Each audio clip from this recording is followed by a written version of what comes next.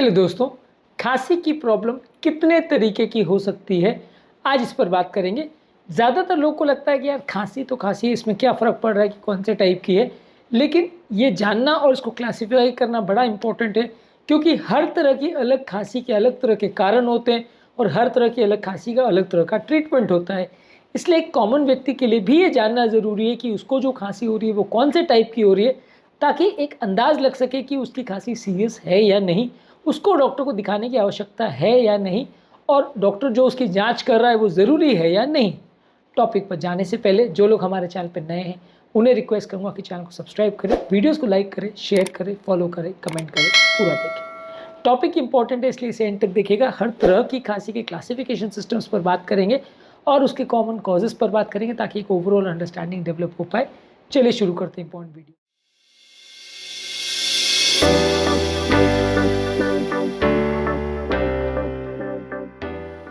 सबसे पहले आता है अक्यूट कॉफ, यानी अगर किसी व्यक्ति को 3 हफ्ते से अगर छोटे ड्यूरेशन का खांसी हो रहा है तो उसको अक्यूट कॉफ की कैटेगरी में रखा जाता है।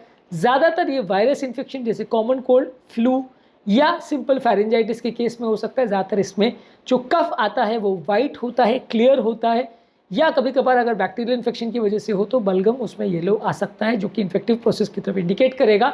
यानी कि अगर 3 हफ्ते से अगर छोटा ड्यूरेशन का कॉफ है तो उसको अक्यूट कॉफ की कैटेगरी में रखा जाता है।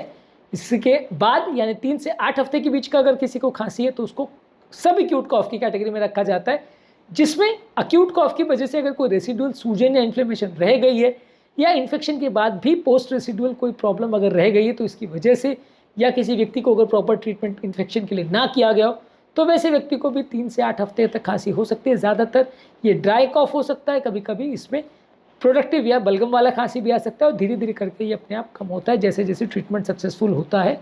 इसके अलावा एक होता है क्रॉनिक कॉफ, जहाँ पे किसी व्यक्ति को खांसी 8 हफ्ते से ज़्यादा अगर परसिस्ट करती है तो उसको क्रॉनिक कॉफ की कैटेगरी में रखा जाता है, और ऐसे व्यक्ति को सीरियस लेने की आवश्यकता है।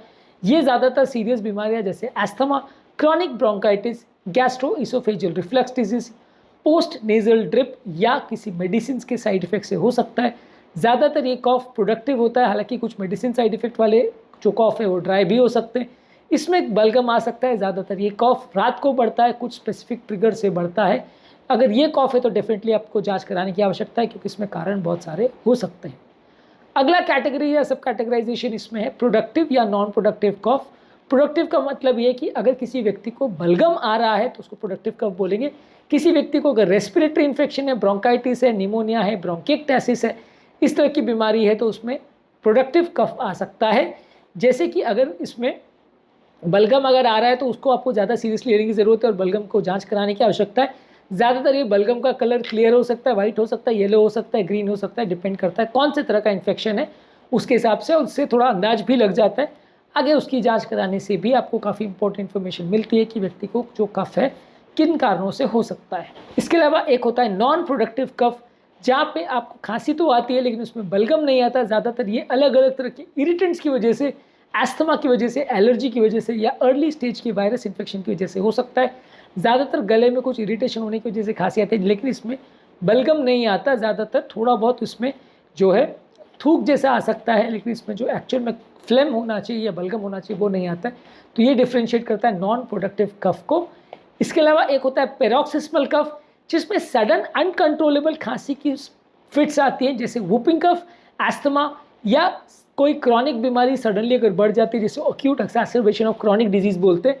इस तरह के पेशेंट में सडन अनकंट्रोलेबल बहुत ज़्यादा खांसी आती है, ज़्यादातर इंटेंस रिपीटेटिव खांसी आती है, और उसमें कई बार लोगों को शॉर्टनेस ऑफ ब्रेथ यानी श्वास फूलना, वॉमिटिंग होना, इस तरह के फीचर्स हो सकते हैं। आज के टॉपिक में हमने बात करी खांसी के अलग अलग टाइप्स और क्लासिफिकेशन पर, खांसी के ट्रीटमेंट पर, खांसी के डायग्नोस्टिक टेस्ट पर, और खांसी के लिए कॉफ सिरप्स पर हमने अलग अलग वीडियोस किए हैं जो कि हमारे चैनल पर आप देख सकते हैं। टॉपिक एंड करने से पहले जो लोग हमारे चैनल पर नए हैं उन्हें रिक्वेस्ट करूँगा कि चैनल को सब्सक्राइब करें, वीडियोस को लाइक करें, शेयर करें, फॉलो करें, कमेंट करें, पूरा देखें।